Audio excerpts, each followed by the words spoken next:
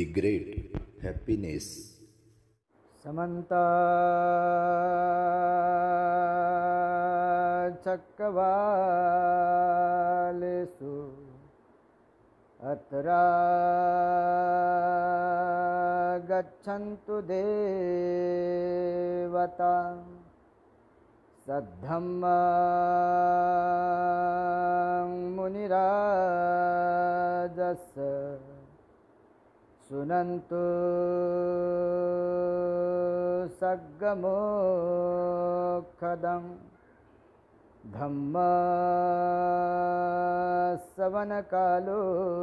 अयं भदन्ता धम्मश्रवणकालो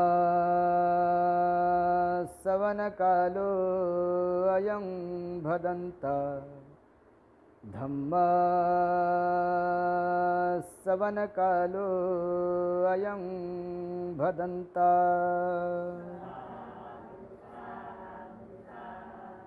संपूर्ण जगाला ज्यांनी सुख शांती मानवता तथा दुःखमुक्तीचा आर्य संदेश दिला असे ते दुःखमुक्तीचे मार्गदाता दुःखमुक्त महामानव महान कारुणिक तथागत भगवान सम्यक संबुद्ध तथागतांनी आपल्या शुद्ध प्रज्ञेतून निर्मिलेला सद्धम्म आणि त्याच सद्धम्माचा गेली 2500 वर्षांपासून सातत्याने अहोरात्र प्रचार आणि प्रसार करणारा पूजनीय भिक्खू संघ ज्यांच्या महान आणि असीम त्याग प्रभावामुळे आपल्याला जो हा अनमोल असा बुद्ध धम्म लाभला आणि ज्यांच्यामुळे आपल्याला हे एवढे मोठे वैभव प्राप्त झाले असे महान युग प्रवर्तक भारतीय राज्यघटनेचे प्रमुख शिल्पकार परमपूज्य बोधिसत्व डॉक्टर बाबासाहेब आंबेडकर आणि सर्वच परिवर्तनवादी संत महापुरुषांच्या महान अशा विचारांना स्मरून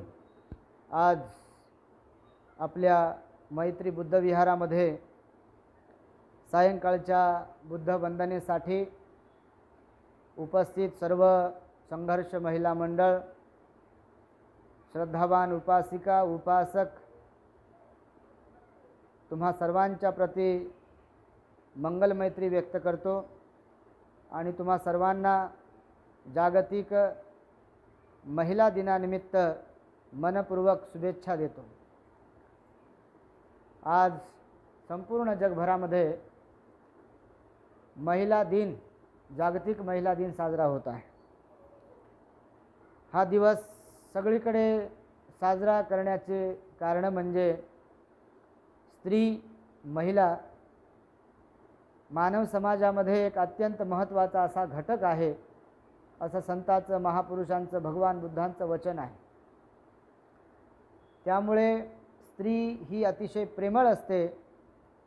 ती आपल्या घरापुरती कुटुंबापुरती का असेना मोठ्या मनाची असते, त्यागी असते आणि समर्पणाचं दुसरं नाव म्हणजे स्त्री असते। आपल्या परिवाराला घडविण्यामध्ये कुटुंबाला वाढविण्यामध्ये घर टिकून ठेवण्यामध्ये जर सर्वात मोठा वाटा कुणाचा असेल तर तो म्हणजे स्त्रीचा वाटा असतो। घराला घरपण आणणारी स्त्री असते। पुरुष बाहेर राबत असेल परंतु घरामध्ये काय आहे काय नाही घर कसं टिकवावं लेकरांवर कसं लक्ष ठेवावं लेकरांना कसं घडवावं हे सर्वस्वी अवलंबून असते घरातल्या स्त्रीवर। आणि त्यामुळे एक स्त्री ही संताला जन्माला घालू शकते, एक स्त्री अर्हताला जन्माला घालू शकते, एक स्त्री बोधिसत्वाला जन्माला घालू शकते आणि म्हणून स्त्री ही अत्यंत महत्त्वाची आहे मानव समाजामध्ये। एखाद्या घरामध्ये जर स्त्री नसेल महिला नसेल आणि पुरुषच असतील घर कितीही मोठं असेल पण त्या घरामध्ये जर कधी स्त्री नसेल महिला नसेल तर त्या घरामध्ये थांबावंसं वाटत नाही, करमत नाही, नाही का। स्त्रीचा हा वाटा असतो स्वच्छता घर नीटनेटकं करणं, भांडे घासणे, घरातलं सामान व्यवस्थित लावणे, टापटीपपणा हा सगळा स्त्रीचा भाग आहे। स्वयंपाक चवदार दररोज बनवून देणे, घरातल्या लोकांना बिलकुल न थकता अतिशय प्रेमाने अतिशय आपुलकीने घरातल्या लोकांना खाऊ पिऊ घालणे, आग्रहाने खाऊ पिऊ घालणे, त्यांना काय आवडते काय नाही आवडत या गोष्टीचा रोज विचार करू करू स्वयंपाक बनवणे जेवण बनवणे एक स्त्रीच हे करू शकते. पुरुषांच्या तुलनेमध्ये ह्या सगळ्या गोष्टींमध्ये सर्वात पुढे जर कोण असेल किंवा सर्वात मोठं योगदान जर कोणाचं असेल कुटुंबाला घडविण्यासाठी प्रेम देण्यासाठी तर ते स्त्रीचं असतं घरातल्या. त्यामुळे स्त्री जो काही निर्णय घेत असते ते निर्णय जर योग्य असतील तर ती घराचा स्वर्ग बनवू शकते. पण जर स्त्री भटकली ध्यानावर नसेल तर ती स्वर्गासारख्या घराला नरकसुद्धा बनवू शकते. जर स्त्री यशोधरासारखी असेल, जर स्त्री महाप्रजापती गौतमीसारखी असेल, जर स्त्री आम्रपालीसारखी असेल, पटाचार्यसारखी असेल, रमाईसारखी असेल, भीमाईसारखी असेल, जिजाऊसारखी असेल, सावित्रीसारखी असेल तर ती केवळ कुळाचाच नाही तर समाजातल्या पिढ्यांचा उद्धार करू शकते. समाजाला दिशा देऊ शकते एक स्त्री. याचे अनेक अनेक दाखले साहित्यामध्ये आपल्याला पाहावयास मिळतात. जर यशोधरा नसती यदा कदाचित तर सिद्धार्थ गौतमाला गृहत्याग करण्यास अडथळा निर्माण होऊ शकला असता. परंतु मोठ्या मनाची यशोधरा असल्यामुळे सिद्धार्थ गौतमावर निस्सीम प्रेम असल्यामुळे आणि निर्विकार प्रेम असल्यामुळे यशोधरेनं सिद्धार्थ गौतमाला सांगितलं की जर स्वामी मी तुमच्या ठिकाणी असते तरी सुद्धा मी असाच निर्णय घेऊ शकले असते. आणि म्हणून तिच्या परवानगीमुळे सिद्धार्थ गौतमाने गृहत्याग केला आणि गृहत्याग केल्यामुळे तप करून ते बुद्धत्वाला प्राप्त होऊ शकले. म्हणून यशोधरेचा वाटा सिद्धार्थ गौतमाच्या जीवनासाठीच नाही तर आज जगभरात जो बुद्धाचा धम्म आहे लोकांना प्राप्त झालेला त्यामध्ये सुद्धा एक खूप मोठं योगदान यशोधरेचं आहे हे आपल्याला विसरून चालता येणार नाही. सिद्धार्थ गौतमाची आई महामाया त्यांना जन्म देऊन ती निवर्तली, निघून गेली, मरण पावली आणि महामायेच्या पश्चात राजा शुद्धोधनाची दुसरी राणी असलेली आणि महामायेची धाकटी बहीण असलेली महाप्रजापती गौतमीने सिद्धार्थ गौतमाचा स्वतःच्या मुलासमान सांभाळ केला. लाड कौतुकाने त्यांना वाढवलं. 29 वर्ष त्यांना प्रेम दिलं, त्यांना घडवलं, वेगवेगळ्या प्रकारचे प्रशिक्षण दिलं, एक राजकुमार म्हणून त्यांना सिद्ध बनवलं. त्यांना आपल्या आईची आठवण होऊ दिली नाही. सख्या आईपेक्षा जास्त जीव महाप्रजापती गौतमीनं सिद्धार्थ गौतमाला लावला आणि ती महाप्रजापती गौतमीसुद्धा बुद्धत्वामध्ये सहाय्यक बनलेली आहे. म्हणून ती सुद्धा एक सर्वश्रेष्ठ स्त्री म्हणून महाप्रजापती गौतमी ठरलेली आहे. मागे मी आपल्याला सांगितलं महाप्रजापती गौतमी जेव्हा अर्हत झाल्या त्यांना जेव्हा समजलं की भगवान बुद्धांचं महापरिनिर्वाण होणार आहे तेव्हा त्या भगवंताकडे आल्या, भगवंताला अभिवादन केलं आणि अभिवादन करून भगवंताला धन्यवाद म्हणू लागल्या. कोण? महाप्रजापती गौतमी. धन्यवाद यासाठी की तुम्ही माझे पुत्र तर आहातच आहात. शारीरिकदृष्ट्या विचार जर केला, कौटुंबिकदृष्ट्या जर विचार केला तर भगवान आपण माझे पुत्र आहात, पण अध्यात्माच्या दृष्टिकोनातून तुम्ही माझे पिता आहात आणि मी तुमची पुत्री आहे असं महाप्रजापती गौतमी म्हणते. कारण ती भिक्खुणी झालेली असते 500 स्त्रियांसह आणि जेव्हा भगवंताचं महापरिनिर्वाण होणार असते तेव्हा तिला जेव्हा समजते की भगवान महापरिनिर्वाणाला जाणार आहेत तेव्हा ती म्हणते भगवंताला की धन्यवाद, मी खूप भाग्यवान आहे, मी खूप नशिबान आहे, मी खूप महान पुण्यवान आहे की तुमच्यासारखा पुत्र मला लाभला आणि तुमच्यासारख्या पुत्राची आई होण्याचं भाग्य मला प्राप्त झालं. आणि म्हणून महाप्रजापती गौतमी सुद्धा एक सर्वश्रेष्ठ सर्वोत्तम अशी आई ठरलेली आहे आणि भगवान बुद्धांची आध्यात्मिक दृष्ट्याने सर्वोत्तम अशी ती एक मुलगी सुद्धा ठरलेली आहे. कारण सर्वात प्रथम भिक्खुणींची जी दीक्षा झाली त्यामध्ये सर्वात पहिला मान हा महाप्रजापती गौतमीने प्राप्त केला होता. म्हणजे भगवंताने जेव्हा महिलांना दीक्षा देण्याचं ठरवलं भिक्षुणी तेव्हा त्यामध्ये सर्वात प्रथम दीक्षा ज्या 500 स्त्री आल्या होत्या राजघराण्यातल्या वैशालीला दीक्षा घेण्यासाठी, भिक्खुनी बनण्यासाठी, त्यामध्ये नेतृत्व करणारी कोणती स्त्री होती, कोणती महिला होती? महाप्रजापती गौतमी. हालाकी यशोधरा पण त्यामध्ये होती, पण नेतृत्व महाप्रजापती गौतमीने केलं होतं. राजा शुद्धोधनाची ती राणी होती, सिद्धार्थ गौतमाची आई होती, तिने नेतृत्व केलं आणि सर्वात प्रथम मग दीक्षा झाली तिची. आणि त्या सगळ्या भिक्खुनी संघाला सांभाळण्याचा सुद्धा तिचा एक खूप मोठा मोलाचा वाटा ठरलेला आहे. म्हणून हा प्रजापती गौतमी सुद्धा एक सर्वोत्तम आई म्हणून ठरलेली आहे. अशा अनेक महिला होऊन गेल्या. पटाचारा, आम्रपालीचं तुम्हाला उदाहरण आपण ऐकतो. एक नगरवधू असलेली आम्रपाली, जिच्या सौंदर्यामुळे जिच्याशी कोणी विवाह करण्यायोग्य लायक व्यक्ती नव्हता त्या वैशाली नगरामध्ये, म्हणून ती अविवाहित राहिली. राजे लोक, जे श्रेष्ठी लोक असायचे, ते तिच्यावर हक्क गाजवायचे, अधिकार गाजवायचे, परंतु एवढी सुंदर असताना देखील तिच्या सौंदर्याचं वर्णन केलं भगवंताने काही प्रवचनांमध्ये. एवढी सुंदर ती आम्रपाली होती, सौंदर्याची खान असलेली आम्रपाली. काही गोष्टींमुळे तिच्यामध्ये अहंकार निर्माण झाला होता सौंदर्याचा, परंतु भगवंताच्या संपर्कात आल्यामुळे, खरं तर भगवंताची ती करुणा होती की भगवान त्या आम्रवनात तिच्या गेले. वैशालीला गेल्यानंतर सर्वात प्रथम भोजन आम्रपालीकडे घेतलं भगवंताने. वैशाली नगरी फार मोठी नगरी होती आणि त्या वैशाली नगरीमध्ये प्रथम भगवान जेव्हा आले तेव्हा सर्वात अगोदरचं भोजन कुणाचं स्वीकारलं भगवंताने? आम्रपालीचं भोजन स्वीकारलं. हालाकी राजा लिच्छवी सुद्धा भगवंताला विनंती करण्यासाठी आम्रवनामध्ये गेले होते, पण त्या लिच्छवी राजकुमारांच्या अगोदर आम्रपाली तिथे पोहोचली होती. जेव्हा तिला समजलं की भगवान भिक्षू संघासह माझ्या आम्रवनामध्ये आले आहेत, तेव्हा भगवंताला मी जाऊन वंदन केलं पाहिजे, नमस्कार केला पाहिजे, भगवंताचे आशीर्वाद घेतले पाहिजे आणि भगवंताला भोजनाचं निमंत्रण दिलं पाहिजे, तो सन्मान मी प्राप्त केला पाहिजे असं तिला वाटले. आणि आम्रपालीने भगवंताला विनंतीपूर्वक, श्रद्धापूर्वक भोजनाचं निमंत्रण दिलं. परंतु आम्रपाली गेल्यानंतर लिच्छवी राजकुमार भगवंताकडे आले आणि भगवंताला विनंती करू लागले, भगवान माझ्याकडे उद्याचं भोजन स्वीकारा. तेव्हा भगवान म्हणतात, आम्रपालीकडे आम्ही भोजन स्वीकारलेलं आहे. म्हणजे लोकांना असं वाटत होतं, राजाला असं वाटत होतं की मी राजा आहे, लोकांनाही वाटत होतं ही तर गणिका आहे, भगवान कसे जातील हिच्याकडे. पण भगवान महान करुणावान असतात.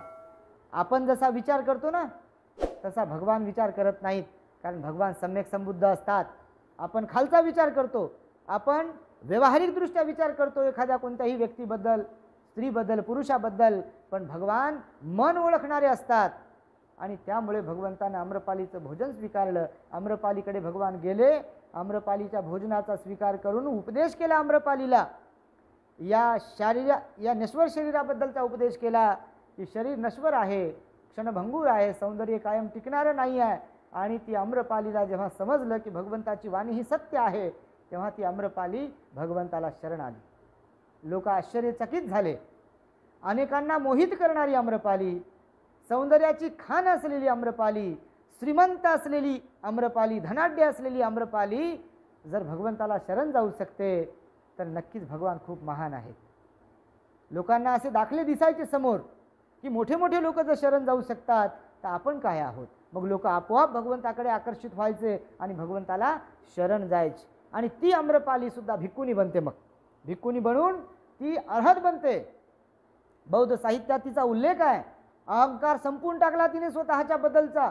मीपणा ज्याला म्हणतो आपण, भगवंत म्हणाले इथे मी आणि माझं काही नाही आम्रपाली.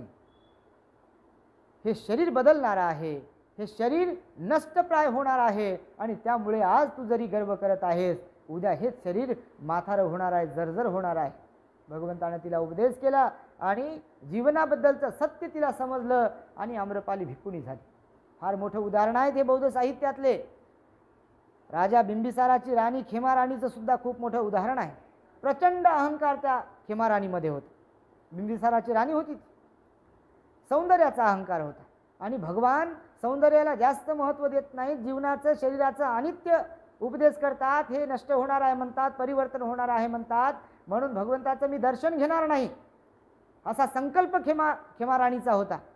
परंतु राजा बिंबिसाराची श्रद्धा होती भगवंतावरती आणि आपली बायकोसुद्धा भगवंताला शरण गेली पाहिजे, आपल्या बायकोमध्ये सुद्धा धार्मिक भाव निर्माण झाला पाहिजे भगवंताच्याबद्दल, भिक्षू संघाच्याबद्दल. म्हणून त्यांनी योजना आखून, काव्य रचून कवीकडून त्या राणीला उद्यानामध्ये पाठवलं आणि उद्यानात गेल्यानंतर भगवंताचं दर्शन झालं तिला. भगवंताचं दर्शन झाल्यानंतर ती भगवंताला शरण गेली. भगवंतानं तिलाही दाखवलं की शरीर हे बदलणारं आहे, घाणीचं माहेर घर आहे, याच्याबद्दल काय अहंकार घेऊन चाललीस तू आहे, असं म्हणून भगवंताने तिला उपदेश केला. आणि खेमा राणी भिक्षुणी बनली आणि भिक्षुणी बनल्यानंतर अर्हत बनली, ध्यान करून, शील पालन करून. असे अनेक अनेक उदाहरण आहेत. पटाचारा उद्ध्वस्त झालेली स्त्री, पटाचाराची कहाणी तर किती भयानक आहे. ज्या लोकांना वाटते आपला पती गेला, आपली पत्नी गेली, मुलगा गेला, मुलगी गेली, ज्या लोकांना आई गेली, वडील गेले असं वाटते, याचं ज्यांना दुःख होते, भगवंताच्या काळामध्ये असलेली जी पटाचारा होती तिच्या दुःखाबद्दल आपण विचार केला पाहिजे. आपलं दुःख कमी झाल्याशिवाय राहणार नाही. एकाच दिवशी पती जातो सर्पदंशाने, डोळ्यासमोर ओली बाळंतीण ती पटाचारा. दुसऱ्या वेळेला ती बाळंतीण होती. पहिल्या वेळेला तिला माहेरी जायचं होतं, नवऱ्याने विरोध केला. दुसऱ्या वेळेला निघाली ती माहेरी बाळंतपणासाठी. रिमझिम पाऊस होता, नदीला पूर आलेला होता. नदीच्या किनाऱ्यावरती जाते, तिचं शरीर तिला जड झालेलं असते. हा पूर पार कसा करू शकते मी हे ओझं घेऊन, असा ती विचार करत असते. तेवढ्या तिला बाळंतपणाच्या कळा लागतात आणि तिचं बाळंतन होणार एवढ्या तिचा नवरा तिथे तिच्या मागावर येऊन पोहोचतो आणि त्याला समजते की आता ही बाळंतीण झाली आहे, आता बाळाला टाकण्यासाठी काही अंथरूण वगैरे नाही आहे, म्हणून तो बाजूला असलेलं गवत काढत असतो. पटाचारा अशी असते, नवरा असा असतो. गवत काढता काढता साप चावतो त्याला आणि साप चावून जाग्यावर तो गतप्राण होतो, तोंडातून फेस निघून. पटाचारा पाहते, क्रंदन करते, ओरडते, रडते, पण दूर दूरपर्यंत कोणी नसते तिथे आणि नवरा डोळ्यासमोर गतप्राण होते. एका बाळाला जन्म देते, अगोदरचं एक बाळ असते. आता विचार करते, आता हे बाळ आत्ताचं माझ्याकडे एक आहे, अगोदरचं एक बाळ आहे, नदीला पूर आलेला आहे, दोन्ही बाळं घेऊन आता माहेराकडे जाऊ कशी, पहिली तरी जायचं आहे. आणि ती विचार करते की एका बाळाला पलीकडे नेऊन ठेवते आणि एका बाळाला इथे ठेवते. त्याला नेऊन ठेवून पुन्हा याला घेऊन जाते आणि जेव्हा ती एका बाळाला नेऊन पलीकडे ठेवते आणि नदीत उतरते, अर्ध्या पात्रात आल्यानंतर एक पक्षी आत्ता जन्मलेल्या त्या बाळावर, ज्याला रक्त लागलेलं असते, त्याच्यावर घिरट्या मारतो आणि ती त्या पक्षाला असं हुसकावण्यासाठी, हाणून लावण्यासाठी असे हातवारे करते. हे अगोदरचं जे बाळ असते त्याला वाटते आई आपल्याला बोलवत आहे. हिचं लक्ष पूर्ण त्या बाळावरती आणि त्या पक्षावरती असतं जे आत्ता जन्मलेलं बाळ आहे आणि त्याला हाकण्यासाठी म्हणून असे हातवारे करत असते त्या पक्षाला. त्या नदीच्या पात्रातून ती बाहेर निघते ना निघते त्या बाळाजोपर्यंत पक्षी आपल्या पायामध्ये, चोचीमध्ये त्या बाळाला पकडतो आणि भरकन उडून जातो. हे अगोदरचं जे बाळ नेऊन ठेवलेलं असते पलीकडे, याला वाटते आई आपल्याला बोलवत आहे. हे बाळ पाण्यात उतरते, नदीला पूर आलेला असतो. 1-1.5 वर्षाचं बाळ असेल, 2 वर्षाचं बाळाला असेल, ते बाळसुद्धा पाण्यात वाहून निघून जातं. म्हणजे एकाच वेळेला नवरा सर्पदंशाने डोळ्यासमोर मरतो, तडपू तडपू तोंडातून फेस काढून. एक बाळ पक्षी घेऊन जातो, दुसरं बाळ पुरात वाहून जाते. डोक्यावर किती परिणाम झाला असेल. आपल्या घरची एक व्यक्ती जाते, आपली प्रिय व्यक्ती, तर आपल्याला किती दुःख होते. पटाचारेच्या समोर तर हे एकाच वेळेला 3 दुःख. या दुःखातून सावरते न सावरते, नदीतून बाहेर पडते, माहेराला जाण्याशिवाय गत्यंतर नसते. जेव्हा नदीतून बाहेर पडते, डोक्यावर परिणाम झालेला असतो, रडत असते, क्रंदन करत असते, परेशान असते, पांढरी फट पडलेली असते ती पटाचारा. रिमझिम पाऊस पडत असतो आणि जेव्हा माहेराच्या बाहेर असलेल्या स्मशानभूमीच्या तिथे पोहोचते, तेव्हा तिला 2 सर्ण जळत असताना दिसतात आणि माहेरातले लोक तिला तिथे भेटतात आणि ही तिथे पोहोचते. लोक हिला पाहतात, ओळखतात. ही अनेक वर्षानंतर आलेली असते. मायबापाच्या विरोधात जाऊन लग्न केल्यामुळे ही तिकडेच राहते सासरी. लोक हिला पाहतात आणि ही लोकांना विचारते की काय झालं, कोण गेलं गावातलं आपल्या. तर लोक सांगतात, रात्री पावसामुळे घराची भिंत अंगावर पडल्यामुळे तुझी आई आणि तुझे वडील मृत्युमुखी पडले आम्ही तुझी वाट पाहिली, परंतु तू येणार नाही असं आम्हाला वाटलं, त्यामुळे आत्ताच अग्नी डाग दिला. म्हणजे अगोदर नवऱ्याचं दुःख, 2 लेकरांचं दुःख, आणि आता हे मायबापाचं दुःख. सांगा, आपल्या घरातलं कधी कोणी गेलं समजा असेल आणि जायलं बी, तर एवढं दुःख आहे का हो कोणाला? एवढं दुःख कोणाला तरी आहे का? एकाच दिवशीच्या ह्या घटना आहेत सगळ्या. आणि पटाचारा धाय मोकलून रडते तिथे, परेशान होते, क्रंदन करते. तिच्या समोर कुठल्याही प्रकारचा मार्ग नसतो. नवरा गेला, लेकरं गेले, सासरचं सगळं संपलं. माहेरात आली, माहेरात मायबाप होते आणि मायबापही गेले. आणि मग ती वेडी पिसी होते. डोक्यावर परिणाम होतो, बाई माणसाच्या डोक्यावर परिणाम होत असतो. आणि तिच्या डोक्यावर परिणाम झाला आणि तिला लोक वेडं समजत होते. मग अरे वेडी झाली आता पटाचारा, वेडी झाली पटाचारा. आणि मग अशीच एक दिवस फिरता फिरता फिरता जेतवनाच्या जवळ आली. जेतवनात भगवान राहत होते आणि साऱ्या लोकांना माहीत होतं तेव्हाच्या की जो कोणी दुःखी आहे, जो कोणी कष्टी आहे, जो कोणी टेन्शनमध्ये आहे, जो कोणी परेशान आहे, त्या सगळ्या लोकांची परेशानी, दुःख, टेन्शन दूर करणारं जर कोण असेल तर महाकारुणिक भगवान बुद्ध आहेत. आणि लोक मग लोकांना सल्ला द्यायचे, बा भगवंताकडे जाओ, एकदा जाऊन दर्शन घेऊन या भगवंताकडे. आणि मग पटाचारा अशी वेडी पिसी इकडे तिकडे फिरत होती आणि एकदा विहाराच्या जवळपास गेली. भगवान असं प्रवचन देत होते. सर्व पुरुष होते, स्त्रिया होते, राजा होता, भिक्खू होते, भिक्खुणी होते. भगवंत प्रवचन देत होते. महान करुणावान भगवान बुद्ध. भगवंताची करुणा एवढी महान होती की जणू काही एखादी आई जशी असते, आपल्या एकुलत्या एका लेकराला लहानपणी जसं जपते की नाही, तर ती जी करुणा असते त्या आईची आपल्या लेकराच्या प्रती, तर त्याच्या कितीतरी पटीनं जास्त करुणा भगवंतामध्ये असते. कितीतरी हजारो पटीनं जास्त. पाहिल्या बरोबर भगवंताची करुणा जागृत होते आणि प्रत्येकाच्या बद्दल आपुलकीचा भाव, प्रत्येकाला मायेचा हात भगवंताचा होता. म्हणून ना अंगुलीमालासोबत भांडण केलं, ना त्यांच्यावर काठी उगारली, ना शिव्या गाळ केल्या कोणाला. भगवंताला लोकांनी परेशान केलं, पण भगवंताने मात्र सर्वांच्या प्रती करुणेचाच भाव, दयेचाच भाव, प्रेमाचाच भाव, आपुलकीचाच भाव ठेवला. कुणालाही दुखवलं नाही, कुणालाही त्रास दिला नाही भगवंताने. आणि मग ती पटाचारा जेव्हा भगवंताच्या जवळ येते, तेव्हा भगवंताच्या जवळ आल्यामुळे भगवान बुद्ध भिक्षूंना सांगतात की बा ही जी स्त्री आहे, पटाचारा आहे, तिचा मुलगा गेलेले आहेत, तिचे पती गेलेले आहेत, तिचे आई वडील गेलेले आहेत.